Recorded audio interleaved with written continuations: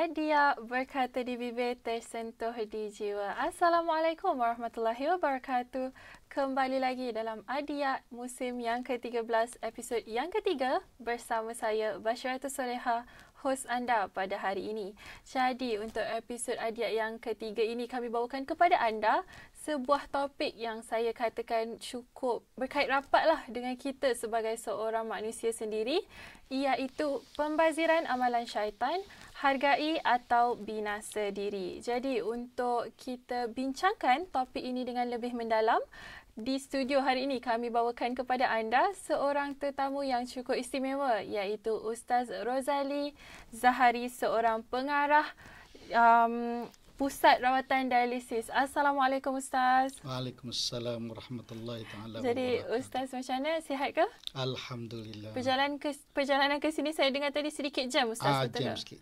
Tapi alhamdulillah ada sampai. Ada program di Rawang tadi. Alhamdulillah. Jadi sampailah Ustaz ke kita punya studio hari ini. Jadi Ustaz, sebelum kita terus ke agenda utama kita, iaitu untuk membincangkan topik pembaziran ni Ustaz, boleh tak saya nak minta Ustaz perkenalkan sikit diri Ustaz kepada penonton-penonton di luar sana. Mungkin ceritakan sedikit latar belakang Ustaz. Silakan. Baik, bismillahirrahmanirrahim. Saya Muhammad Rozali bin Zahari, berasal daripada Kelantan. Sekarang bekerja di Pusat Rawatan Dialisis Islah. Bekerja yakni saya menubuhkan Pusat Rawatan Dialisis Islah. Dan saya juga adalah pengarah eksekutif kepada NRZ Holidays, yakni travel agency. Dan juga saya pengurus projek-projek untuk melaksanakan program-program di luar negara lah, dengan nama URZ Resources. Dan juga saya adalah mudir kepada Pondok Pengajian Taurat Amanullah di Rawang. Yakni pondok ni adalah untuk warga emas. Warga emas. Saya sebagai pengasas lah kepada pondok itu, insya-Allah. Masya-Allah, alhamdulillah. Jadi pondok itu memang khas untuk warga emas sahajalah. Pondok itu adalah untuk warga emas sahaja, insya-Allah. Masya-Allah. Okey. Jadi kita telah pun berkenalan dengan kita punya tetamu istimewa. Jadi boleh kita terus bincangkan topik utama kita Ustaz? Boleh. Alhamdulillah. Okey. Jadi topik utama kita tadi pembaziran. Dan saya pasti seperti saya juga, penonton-penonton di luar sana, mereka hanya faham pembaziran ni secara umum. Contohnya kalau beli makanan, makan tak habis buang, itu pembaziran. Kalau ada duit lebih, kita berbelanja secara boros, itu juga pembaziran, betul Ustaz? Jadi saya nak tahu bagaimana sebenarnya definisi sebenarlah pembaziran tu daripada sudut pandangan Islam sendiri Ustaz. Bismillahirrahmanirrahim. Kalau nak kata membazir ni, iaitu secara mudahnya kita faham, kita menggunakan sesuatu menggunakan sesuatu secara berlebihan, secara benda yang di luar kemampuan kita. Betul. Benda yang tidak berfaedah. Itu paling mudah untuk kita faham tentang pembaziran. Kalau sebab benda itu membazir banyak. Kalau difahamkan membazir sebab Allah Subhanahu Wa Taala sebut innal mubadzirina kanu ikhwanasy syayatin. Maknanya sesungguhnya membazir itu adalah saudara kepada syaitan. Nanti kita bincanglah. Betul. Saudara kepada syaitan itu macam mana nanti, insya-Allah. InsyaAllah. Jadi pembaziran itu sendiri bukanlah hanya dari sudut duit atau makanan, tapi secara menyeluruh, betul Ustaz? Ya, secara menyeluruh. Jadi tadi Ustaz juga ada sebutkan satu ayat Al-Quran yang mana Allah berkata di dalam surah Al-Isra ayat 27, betul? Allah menyatakan sesungguhnya orang-orang yang membazir atau boros itu adalah saudara-saudara syaitan. Saya amat terkejut bila saya tahu ayat ini ada disebutkan dalam Al-Quran sendiri, sebab pada awalnya saya anggap ayat pembaziran amalan syaitan itu hanyalah digunakan oleh orang tua-tua dahulu. Orang tua-tua dahulu kan suka berkias, betul Ustaz? Suka bunga-bungakan ayat. Tapi ada Allah sendiri yang sebut dalam Al-Quran. Jadi untuk kita samakan atau sama tarafkan sesuatu perbuatan itu dengan perbuatan syaitan, itu adalah satu perkara yang berat. Jadi kenapa Allah sendiri menggunakan istilah yang berat ini untuk memberitahu tentang berboros atau pembaziran itu Ustaz? Boleh Ustaz terangkan maksud di sebaliknya? Baik, sebenarnya membazir ni yang Allah Subhanahu Wa Taala sebut saudara syaitan ini sebab kerja-kerja yang menyalahi daripada kehendak Allah Subhanahu Wa Taala adalah kerja-kerja syaitan. Jadi syaitan ni memang nak mengajak manusia supaya lari daripada apa yang dikehendaki oleh Allah Subhanahu Wa Taala dan sunnah Rasulullah sallallahu alaihi wasallam. Lagi pula syaitan ini benda yang tak baik semuanya dia buat belaka. Betul-betul. Tidur berlebihan, makan berlebihan, Betul. Bercakap berlebihan. Betul. Kadang-kadang beribadat berlebihan pun yang tidak disunnahkan oleh Rasulullah sallallahu alaihi wasallam pun dikira sebagai benda yang tidak baik. Benda-benda syaitan. Sebab tu wala tattabi'u khutuwatis syaitan innahu lakum aduwwum mubin. Jangan kamu mengikut jejak langkah syaitan kerana syaitan itu adalah musuh yang nyata bagi kamu. Makna musuh ni benda yang berkaitan dengan membazir itu adalah benda yang Allah tak suka. Bila Allah tak suka adalah datang daripada syaitan, insya-Allah. Itu saja. Jadi kita boleh katakan kerana pembaziran ni merupakan satu perkara yang Allah tidak sukalah. Kerana itulah Allah kata orang yang berboros itu adalah saudara-saudara syaitan. Betul Ustaz? Okey, jadi Ustaz sendiri seorang pengarah dan saya dengar tadi latar belakang Ustaz pelbagai kerja yang Ustaz lakukan kan. Okay. Jadi kiranya Ustaz dah ada pendapatan sendirilah. Yeah. Jadi kita sering kali dengar orang-orang yang sudah ada pendapatan sendiri atau orang kata yang dah ada duit sendiri ni, mereka ada satu mentaliti atau prinsip di mana mereka kata tidak mengapa membazir kalau guna duit sendiri. Ataupun diorang ni ada yang kata duit itu boleh dicari. Jadi pada pendapat Ustaz kan, dengan mentaliti atau prinsip sebegini, bagaimana sebenarnya benda ni daripada sudut Islam sendiri? Baik, memang duit kita sendiri, tapi rezeki daripada Allah Subhanahu Wa Taala. Nah, bila Allah bagi kita rezeki, beri kita duit, bukan kita boleh buat sebab sewenang-wenangnya, sebab rezeki itu akan dihisap oleh Allah Subhanahu Wa Taala di akhirat nanti. Sehingga Allah suruh kita pakai baju cantik, berbaju cantik, pakailah. Nak makan, makanlah. Tapi kulu washrabu wala tusrifu. Makan dan minumlah, tapi jangan berboros. Sebab Allah tak suka. Jadi walaupun dia kata duit dia sendiri, itu pandangan percakapan manusia biasa je lah kan. Tetapi hakikatnya dalam agama, sesuatu yang diberikan oleh Allah Subhanahu Wa Taala itu semuanya akan dihisap oleh Allah Subhanahu Wa Taala nanti di akhirat. Sama ada harta kita, kerja buat kita, percakapan kita, semua itu adalah Allah akan kira di akhirat nanti. Supaya Allah sebut innas sam'a wal basara wal fuada kullu ulaika kana anhu mas'ula. Pendengaran, penglihatan dan hati semua akan dikira oleh Allah Subhanahu Wa Taala. Jadi kita boleh katakan walaupun pendapatan atau duit yang kita dapat itu sendiri usaha kita, tapi ianya juga milik Allah, betul? Ya. Jadi sebab itulah kita tak boleh membazir sewenang-wenangnya, betul Ustaz? Okey, jadi kita telah pun faham definisi pembaziran itu dari segi Islam sendiri. Kita telah tahu mengapa Allah sendiri melarang pembaziran tersebut Ustaz. Jadi kita haruslah elakkan perkara ini, betul Ustaz? Betul. Jadi untuk kita elakkan, kita juga perlu tahu ciri-ciri pembaziran itu sendiri supaya kita tahulah apa yang perlu dielakkan. Jadi boleh tak Ustaz kongsikan kepada penonton-penonton di luar sana apa ciri-ciri pembaziran yang dinyatakan dalam Islam? Ciri-ciri pembaziran ini, pertama kita kita setiap benda yang kita beli, jangan berlebihan. Betul. Kehendak dan kemahuan kita cukup sekadar kemampuan kita. Ataupun kita beli benda yang tidak ada dalam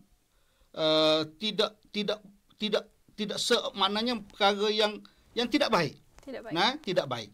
Jadi ciri-ciri dia kalau kita buat pembaziran ini, kita beli benda yang tidak berfaedah, bermakna benda itu dikira sebagai pembaziran lah. Benda yang tidak bermanfaat. Benda kalau yang kita kata kalau kita beli barang sampai duit itu habis. Betul. Bendanya balik tak, gunanya sikit. Jadi ciri-ciri itu yang menyebabkan dinamakan, di antaralah yang dapat Ustaz sebut, ciri-ciri dia tu adalah suatu benda yang tidak bermanfaat lah. Benda yang tidak bermanfaat. Betul. Yang digunakan sewenang-wenangnya, benda yang tidak ada boleh beri sesuatu perkara yang berguna kepada kita. Betul. Sebab membazir tu dikatakan banyak, membazir perkara yang tidak disukai oleh Allah Subhanahu Wa Taala. Betul. Jadi ciri-ciri pembaziran yang saya dapat daripada penerangan Ustaz tadi, yang pertama adalah perkara yang berlebihan, apa-apa sahaja yang berlebihan. Yang kedua, yang tidak bermanfaat kepada kita. Betul Ustaz? Betul. Yang tidak bermanfaat kepada kita, dan yang akhir sekali, yang Allah tidak suka. Betul. Okey, jadi Ustaz, banyak lagi yang kita akan bincangkan selepas ini, tapi kita akan berehat seketika. Saya rasa Ustaz pun mesti dah penat bercerita dan bercakap. Jadi kepada penonton-penonton di luar sana, jangan ke mana-mana kerana selepas ini kita akan kembali lagi. Adia berkata di bibir, tersentuh di jiwa.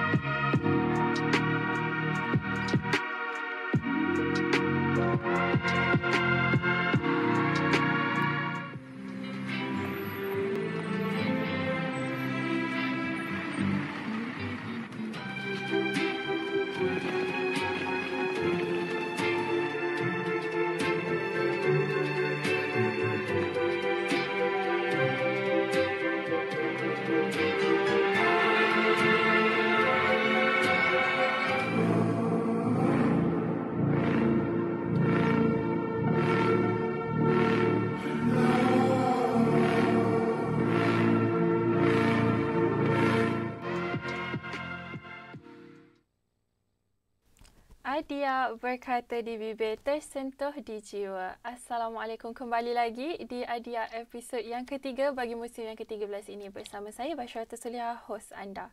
Jadi di sesi yang pertama tadi kita telah bincangkan mukadimah tajuk kita, iaitu pembaziran amalan syaitan, hargai atau binasa diri. Jadi bersama saya Ustaz Rozali untuk kita lebih mendalamilah tajuk kita, betul Ustaz? Okey, jadi untuk sesi yang kedua ini saya ingin bertanyalah sedikit soalan kepada Ustaz kan. Dalam Islam ada satu konsep atau kita panggil konsep lah atau terma kita panggil wasatiyah, betul Ustaz? Yang saya faham wasatiyah ini adalah berkaitan kesederhanaan, di mana Allah sangat menggalakkan kita sebagai umat Islam untuk bersederhana dalam apa-apa jua perkara yang kita lakukan. Jadi Ustaz, soalan saya, bagaimana kita nak orang kata implement atau menerapkan sendiri konsep wasatiyah ini dalam cara kita berbelanja atau apa-apa sekalipun perkara yang kita lakukan dalam kehidupan harian kita? Bismillahirrahmanirrahim. Sabda Nabi sallallahu alaihi wasallam, khairul umuri awsatuha. Sebaik-baik pekerjaan ialah pertengahan.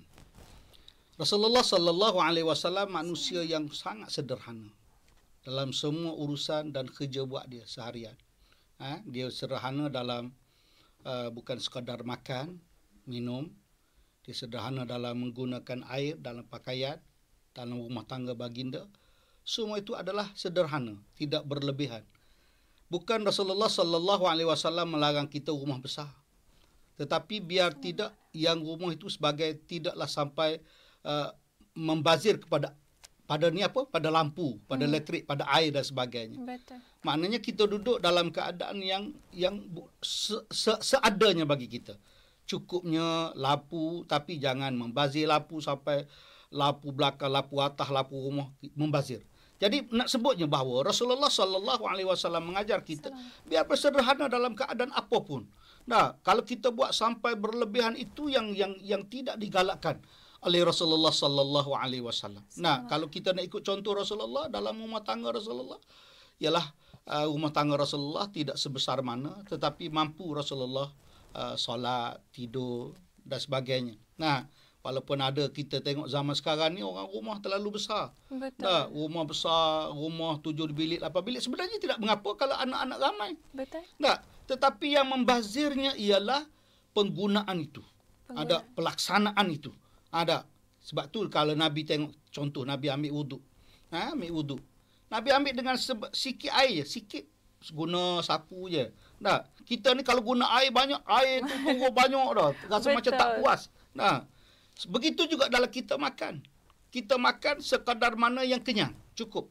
Kalau nak ikut Nabi, Nabi makan belum sampai kenyang, Nabi dah berhenti. Nah, kita ni makan kenyang dululah. Kenyang berhenti. Tapi janganlah sampai makan tu makan bertambah. Dah. Sehingga orang kata tak boleh menyawa, bernafas ke hidung dah. Kena bernafas ke telinga. Begitu dia. Betul. Nah, jadi maknanya apapun contoh teladan yang terbaik adalah Rasulullah sallallahu alaihi wasallam dalam apa keadaan sajalah. Dalam kita bercakap, dalam kita memakai pakaian yang sederhana dan sebagainya. Rasulullah bukan melarang kita berpakaian dengan tak cantik, tapi maknanya ada yang kesederhanaan dia itu. Tidak sampai kalau kalanya dengan pakaian berlambak-lambak di rumah sampai tak belinya, sampai tak pakai dan sebagainya. Ada. Itulah dalam keadaan yang boleh kita faham. Boleh kita faham cara wasatiyah Rasulullah sallallahu alaihi wasallam sekadarnya yang dapat ustaz bersama sebut. Masya-Allah. Jadi kita boleh katakan bahawa bagaimana untuk kita terapkan sendiri wasatiyah tu dalam kehidupan harian kita adalah dengan mengikuti jejak langkah baginda Rasulullah sallallahu alaihi wasallam. Betul Ustaz? Ya, betul. Betul. Jadi Rasulullah sendiri telah tunjukkan contoh, jadi kita haruslah ikut, betul. Okey Ustaz. Jadi kadang-kadang kan walaupun kita telah ada contoh iaitu Rasulullah sendiri, mungkin kita sebagai manusia kita ada sifat lupa, betul Ustaz? Ya. Jadi dengan sifat lupa itu sekali dengan pengaruh-pengaruh luar atau anasi-anasi luar, kita sebagai manusia ni kadang terleka atau terikut nafsu kita.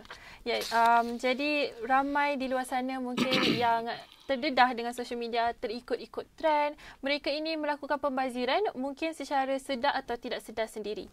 Jadi Ustaz, bagaimana cara kita nak melatih diri kita selain daripada kita lihat cara baginda Rasulullah sendiri, bagaimana kita sendiri nak melatih diri supaya lebih rasional? Mungkin ada cara lain yang kita boleh gunakan untuk kita ingatkan diri sendiri untuk tidak membazir. Kita sebab tu Nabi sallallahu alaihi wasallam meninggalkan kita Quran dan sunnah. Taraktu fikum amraini lan tadillu ma tamassaktum bihima kitaballah wa sunnati rasulih atau kama qala. Tidak aku tinggalkan kepada kamu dua perkara. Selagi kamu berpegang kepada dua perkara ini, kamu tidak akan sesat sampai bila-bila. Makna Quran dan hadis Nabi sallallahu alaihi wasallam. Apapun kehidupan kita mesti berpandu kepada Quran. Belajar Quran, beramal Quran, mendengar Quran, membaca Quran. Dan hadis Nabi kita kena selalu tengok apa yang diajar oleh Nabi sallallahu alaihi wasallam. Dalam kehidupan kita, dalam percakapan kita, dalam pergaulan kita, dalam membeli kita, dalam membeli dan membelah kita lah, membeli membelah. Dalam keadaan apa saja mesti berpandu kepada Rasulullah sallallahu alaihi wasallam. Kita tak boleh tinggal Rasulullah sallallahu alaihi wasallam dalam kehidupan kita. Dalam kehidupan supaya kita tidak jadi orang yang membazir ini, pertama bila kita ingat ayat Quran yang seperti sebut tadilah dalam surah Isra tadi tu, innal mubadzirina kanu ikhwana syayatin tu, walaupun bunyinya ayat yang begitu, kita kena tengok apa yang aku buat ni membazir atau tidak. Membazir atau tidak. Jadi kita mesti relikan kehidupan kita dengan Rasulullah sallallahu alaihi wasallam. Gitulah pandangan ustaz ni, insya-Allah. Jadi untuk kita terapkan kesederhanaan atau wasatiyah sendiri dalam hidup kita, selain daripada kita melihat kepada cara baginda Rasulullah sallallahu alaihi wasallam, kita juga haruslah berpegang teguh kepada Al-Quran, betul Ustaz. Sebab itulah kita belajar dalam Islam daripada kecil lagi. Al-Quran dengan sunnah dan hadis itu selari, betul Ustaz? Betul. Kita tak boleh berpegang kepada salah satu sahaja. Betul. Kita perlulah pegang teguh kepada kedua-duanya.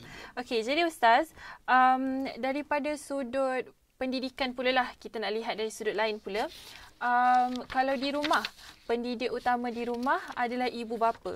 Jadi kalau yang tadi Ustaz terangkan adalah inisiatif diri sendiri. Untuk kita sendiri ingat ayat-ayat Al-Quran yang Allah turunkan, kita sendiri fikir dan ingat kembali cara Rasulullah.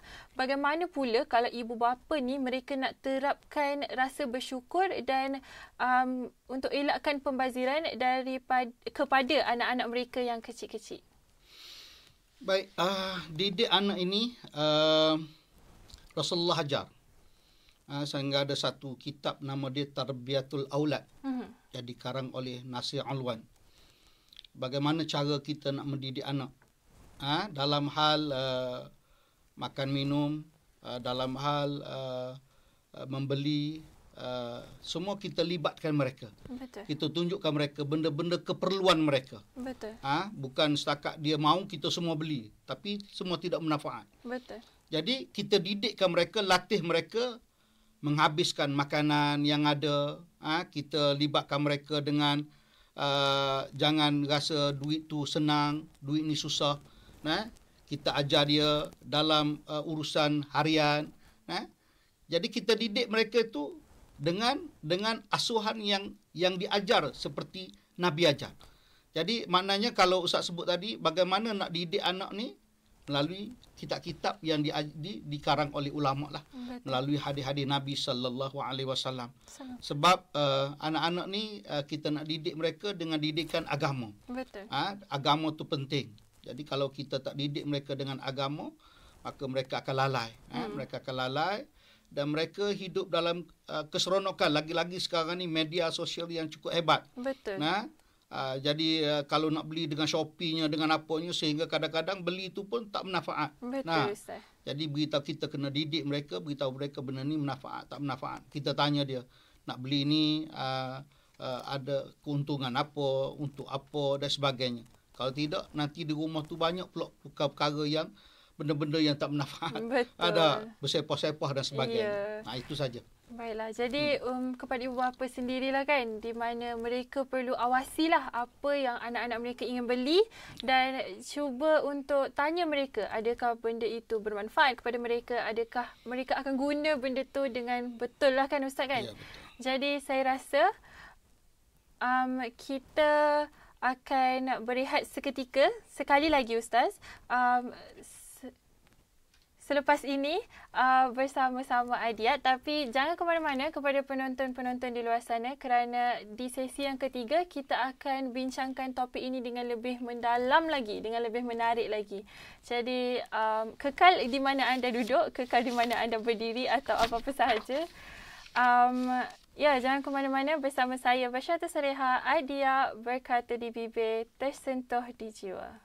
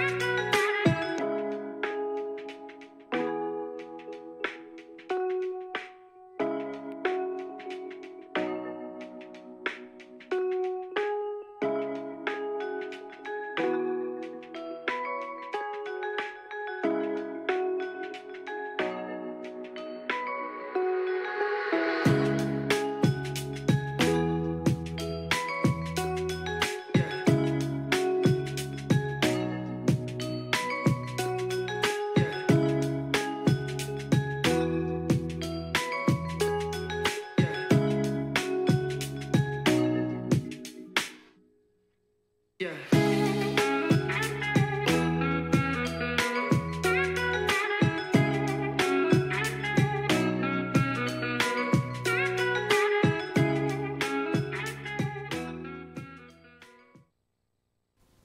Adia berkata di bibir, tersentuh di jiwa. Kembali lagi dalam Adia episod yang ketiga di musim yang ke-13 ini bersama saya Basyaratul Solehah, hos anda.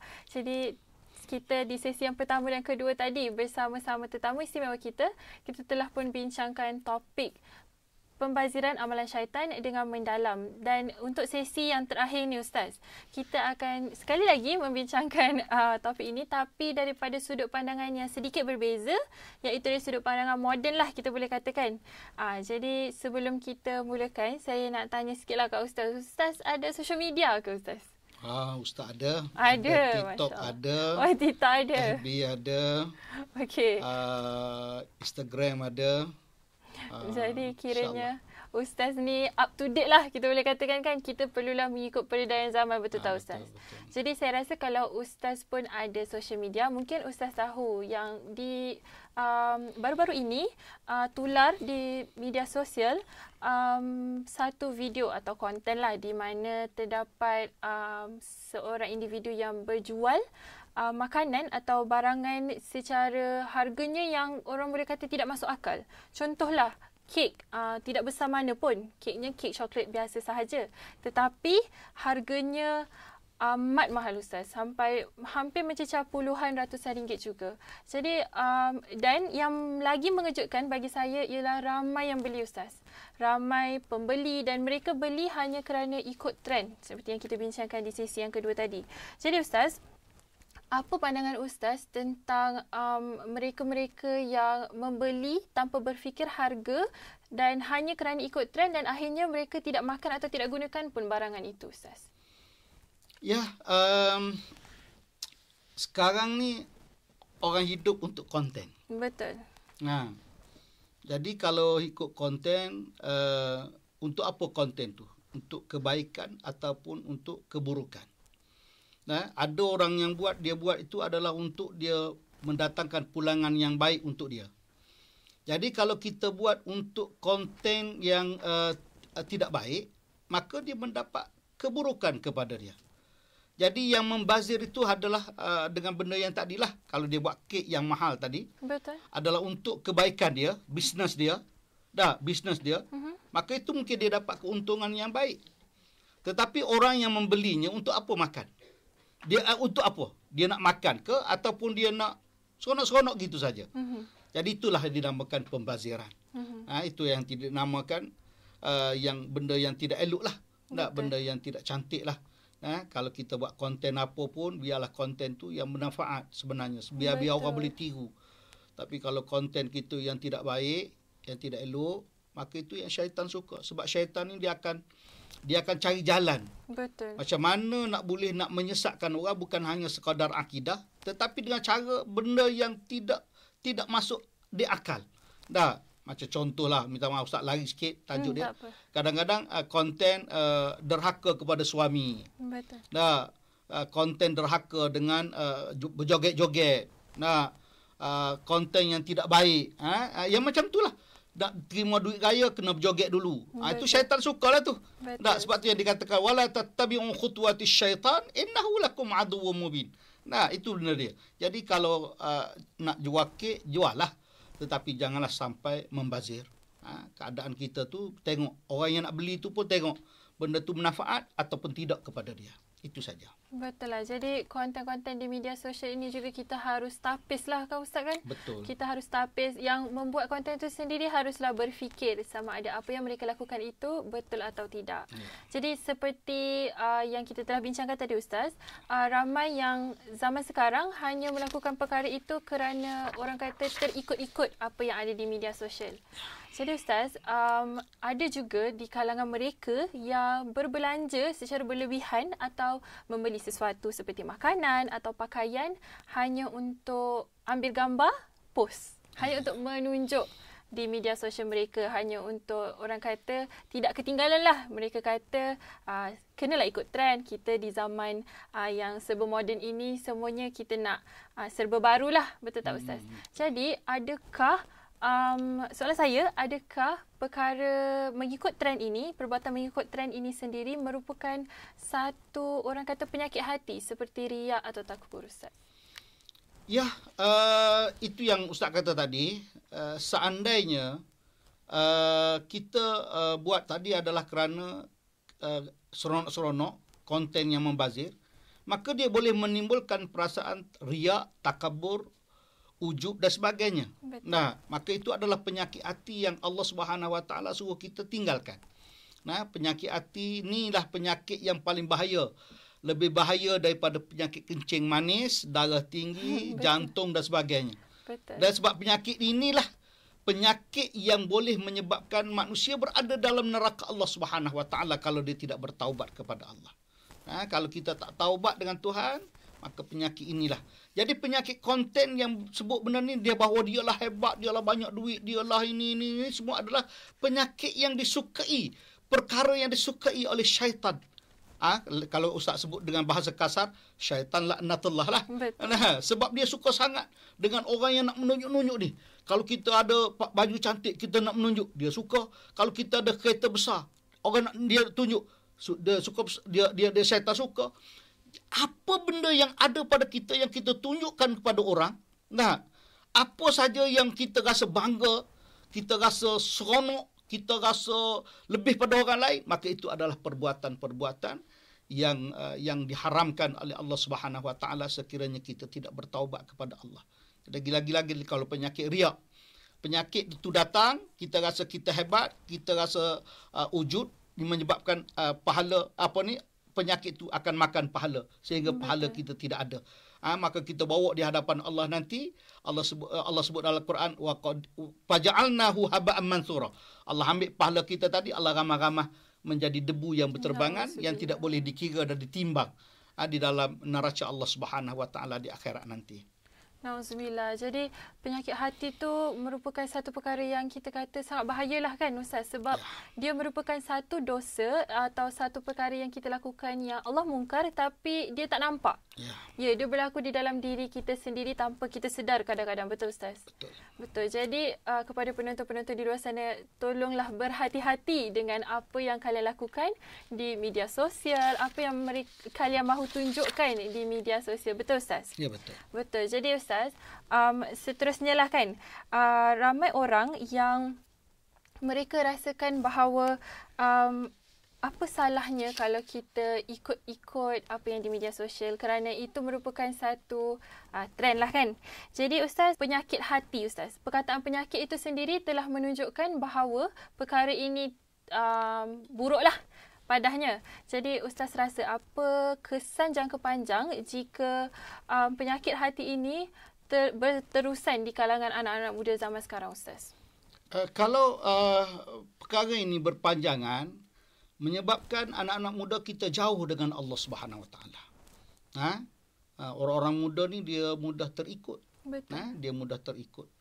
Sebab itulah Nabi galakkan sangat orang-orang muda sehingga Allah sebut dalam Al-Quran, innahum fityatun amanu bi rabbihim wa zidnahum huda. Allah nak sangat orang muda ni yang beriman kepada Allah. Jangan mengikut benda-benda yang boleh melalaikan kita daripada Allah Subhanahu Wa Taala. Minta maaf lah, Ustaz dulu pun muda juga kan. Sekarang pun masih muda juga. Jadi maknanya kalau kita mengikut benda-benda yang tak bermanfaat ini, jangka panjang dianya sampai kita boleh lupa.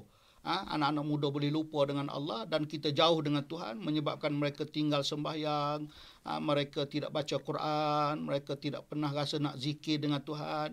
Apabila mereka mengikut jejak langkah syaitan dalam segala aspek yang Allah Subhanahu Wa Taala tak benarkan kita ikut. Betul. Jadi kita boleh katakan disebabkan hanya satu perkara, dia membawa kepada melaratlah kita katakan.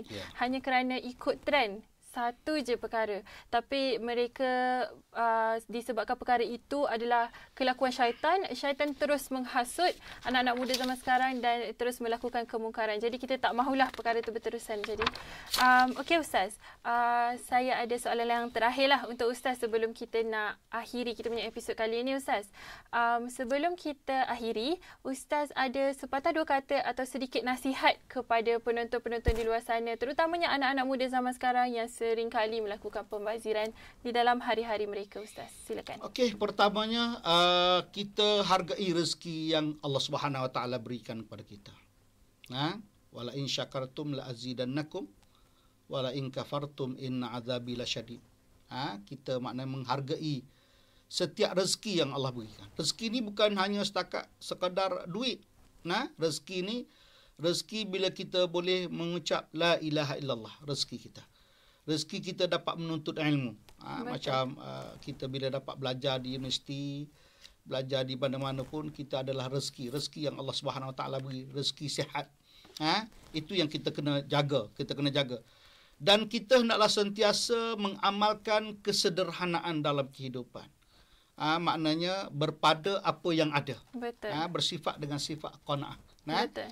Dan yang seterusnya menjadikan pengguna yang kita sedar bahawa itu adalah benda yang bermanfaat ataupun tidak bermanfaat kepada kita. Dan akhirnya kita rasa kita cari rezeki ni biar ada keberkatan dia. Betul Ustaz. Ada keberkatan. Jadi itulah sepatah dua kata dan nasihat. Jadi kepada penonton di luar sana, sila ambil nasihat Ustaz itu. Sangat bermanfaat. Jadi saya rasa itu sahaja untuk episod kita pada kali ini. Saya ingin berterima kasih kepada Ustaz kerana datang ke studio bersama-sama kami. Dan kepada penonton di luar sana, jangan lupa ikuti kami di laman sosial at IIUM TV di YouTube, Instagram, TikTok, LinkedIn, X dan juga di Facebook. Itu sahaja daripada saya, Basyaratul Solehah, hos anda. Assalamualaikum warahmatullahi wabarakatuh. Idea berkata di bibir, tersentuh di jiwa.